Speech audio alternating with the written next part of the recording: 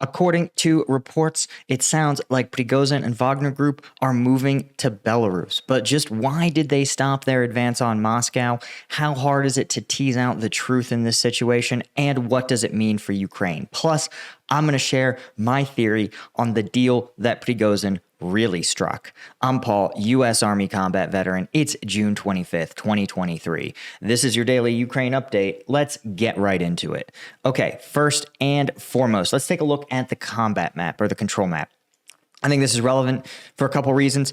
As we've discussed, Ukraine probably looking to exploit this level of chaos right now, given the fact that it seems like Russia is moving towards a more stable command and control, right? This crisis have kind of reached and passed its apex. So outside of Orkiv, north of Robotyne, you can see Russian forces advancing a very minimal amount of distance, literally just a few dozen meters. Not really that significant, not really significant changes. It's being reported here as a retreat, but I don't think these sort of minor advances constitute a retreat unless we see in the next 24 hours additional movement. It certainly is a blow to morale to the Russian MOD to see this sort of chaos happen at home. Really makes it definitely throws into stark relief if you're a soldier to read some of these stories and be like, wow, I'm out here fighting and the folks at home, the leadership at home doesn't have my back. I've really had a similar experience when I was deployed. The government had one of its shutdowns where they were not going to be able to pay soldiers, including those like me who were deployed. And it really felt like a pretty big FU from Congress and the political leadership of the country to the soldiers. So I can't imagine seeing something like an armed coup attempt while you're fighting on the front lines. So when we look to the north near Bakhmut, this is actually where we're seeing significantly more changes to the front lines. First, we have some advances in and around Kurdyumivka. You can see Ukrainian forces advancing to the very outskirts of the city. You also, of course, look into a little bit to the north. You have Ukrainian forces advancing, again, not even really taking significant forested areas, but still just indicative that Russian forces are still fighting to stabilize their lines. And Ukrainian forces, again, looking to expand outside of this piece of terrain near the Berkiva Reservoir. So all in all, again, momentum shifting towards the Ukrainian forces, but not with any big breakdowns in Russian command that you might expect from maybe seeing a coup attempt. Now, if you guys were on the live stream yesterday, well, you know that we had a tough time discerning what was really going on in Russia. And thankfully, now most of the reporting is in, and I wanted to go over to Ground News. They have been a sponsor of this channel for a long time, and I love working with them because they are such a good source of teasing out the reality of a situation. So as we can see, this is the current reporting on the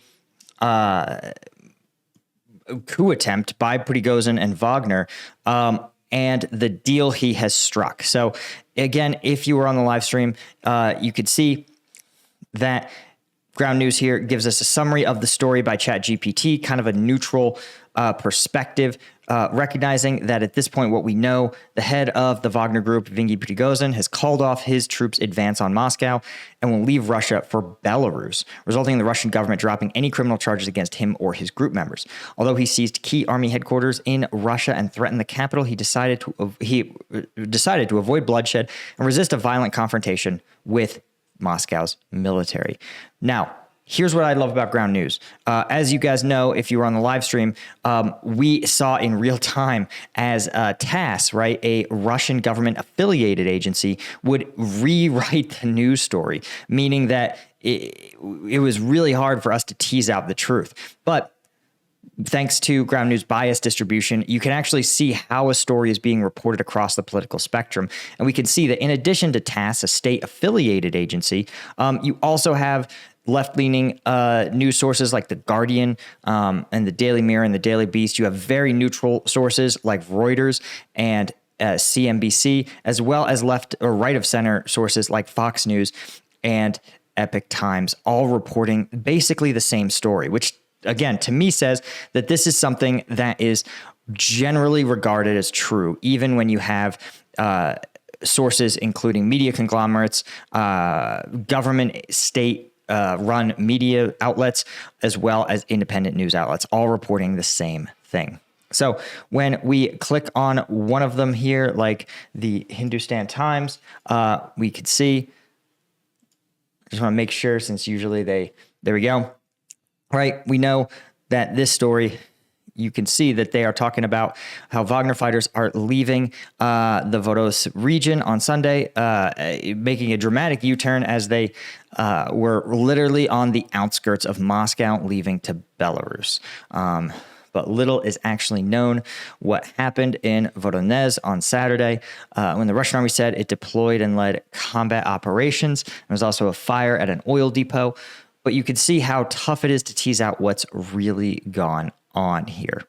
But that's, again, why we have Ground News. And if you're interested in, of course, becoming a member of Ground News, I've got a link in the description. It's also going to be right up there on the screen.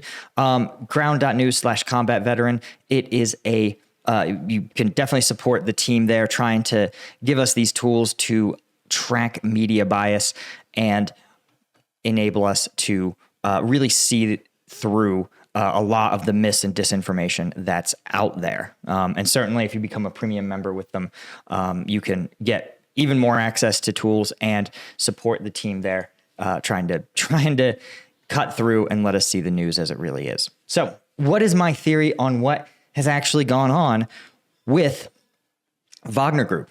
It seems, so I want to point something out. Prigozhin we've never once seen him not make a calculated political move. On the outside, he's rough around the edges. He films videos on his phone, but his actual messaging and his timing is impeccable. There's always subtext on subtext on subtext. This is someone who thinks through his decisions. This wasn't impulsive. You don't impulsively try to coup a country. And I think what we saw, of course, is that he turned around literally on the outskirts of Moscow.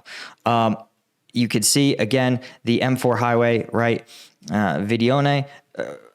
He was so close to some of the outskirts of the city and he had encountered so little resistance that it is not at all clear that Russia and the Kremlin held any of the cards. Many of their leadership had fled and was publicly outed as having fled. Prigozhin had basically cast his die, so to speak. So to turn around when you are at your absolute most dangerous, it seems preposterous, right? And there's no way he wasn't offered a deal that seemed worth it to him. That's the core thing you should understand. He had the Russian government probably had a lot of opportunities to earlier in this coup attempt to try to reach a deal with Prigozhin. And as he advanced and as he was able to, again, we know, shoot down around a dozen Russian combat aircraft, so according to some reporting, large numbers of Russian National Guardsmen defected to Wagner Group. We never really saw anything that looked like significant combat between Wagner and Russian state-aligned forces. And so you're left with this question of what exactly was stopping him. And how was he convinced to go to Belarus, right? A country that is ostensibly independent from Russia, but in reality is probably more like behaves more like a Russian satellite state. Lukashenko is considered very much a Putin lackey, though Putin's best efforts have been ineffective in convincing the Belarusian military to join the war in Ukraine, but the Russian military still uses Belarusian military equipment, Belarusian bases, Belarusian areas to conduct operations. So again, the relationship is very close. So this certainly, it's sort of like being exiled from California to Oregon. It's yeah, true, you're in exile, but you're not really ever that far outside of anything. And so my theory as to what Prigozhin was offered is this, that he was on the outskirts of Moscow. And it's understood, right, according to even leaked U.S. intelligence documents, as well as a lot of rumors, that Putin is a fairly sick man. He is supposedly has a Parkinson's diagnosis, may also be suffering from a cancer. And if that is true, right, it would explain, of course, his vastly reduced public appearances. And if he is very ill, it means that the day-to-day governing of the state, the person actually in charge of Russia, is probably someone within his inner circle. And right now, that's probably the Ministry of Defense. And possibly as well the Ministry of Interior, some sort of mix between those two. And what I believe Prigozhin was told, based on some rumors and just my own inferences, was he was basically called him up and the Kremlin said, listen, we don't want you to start a civil war in Moscow. And I don't think you are certain that this will work. But you're on the outskirts. We don't have the forces to oppose you. And so what we are offering you is this. We will have our Minister of Defense and our Minister of Interior resign, your two biggest rivals for power in the government. We will install you or your lackeys in these roles, hand-selected pro-Wagner people, and you will go to Belarus with your military, with your Wagner group, and there you're going to wait.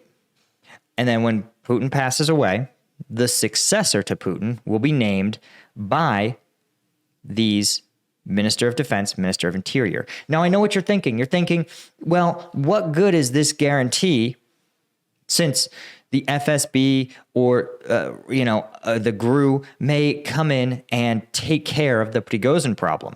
That's possible. But the only guarantee that Prigozhin might have to avoid that is if his own people were running the FSB and the GRU. And the only way he could do that, the only way he could make sure that he controls those agencies, is to have, again, a friendly face, a pro-Wagner face installed at the head of those agencies, right? So even if someone wanted to try to run an operation to trying to think of the non-demonetized word for this, take care of Prigozhin and his Wagner group, the highest levels of the Ministry of Defense would not allow it to occur. So that is my theory, that Prigozhin is basically been told, you win. You have successfully seized control of the government, but you're seizing control on the installment plan. You will get your lackeys into key positions so that when the boss passes away, you will become the boss. Either officially, you'll be named, president or prime minister, or you will be the power broker behind the scenes because you will have your lackey in every key role. Either one is possible. And you have to remember that Prigozhin made his money in the post-Soviet Russia as running a network of hot dog stands. And I want to point out that you may be thinking hot dog stands are not that profitable.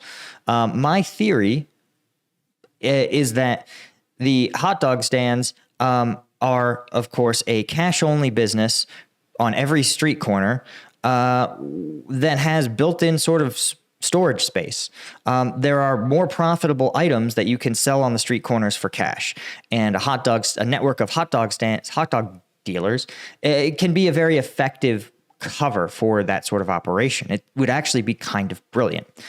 And that would also explain how he suddenly became a multi-millionaire selling hot dogs in post-Soviet Russia. If that's the case, then Prigozhin would understand on a fundamental level that you cannot depend on the good word of the person you're dealing with. You cannot depend on someone to follow an agreement without leverage, without backup, without the authority, without some sort of leverage, some sort of ace in the hole. So whatever this agreement is, I guarantee it. Prigozhin does not just take it on a handshake and a wink. He has some leverage. His Wagner group is definitely part of that leverage. That's why they're allowed to exist and sit on the Russian border. And he was definitely offered something that makes him feel like he has a better outcome. And here then he started, right? Because you don't go through all this to go back to square one. That I will tell you with certainty. Instead, you want to make sure that you come out, that you take a big risk. And he was offered something outside of Moscow that felt like a big enough reward, right? You don't take this risk. You don't gamble everything you ever had in exchange for a little 10% gain. So he was offered some big payday, some big payout. And at this point, his desired payout was to run the country. And so again, I maintain that he was functionally offered that. And I think you're going to see in the next couple weeks, you're going to see key members of the Ministry of Defense forced out. You're going to see pro-Wagner officers installed in those roles.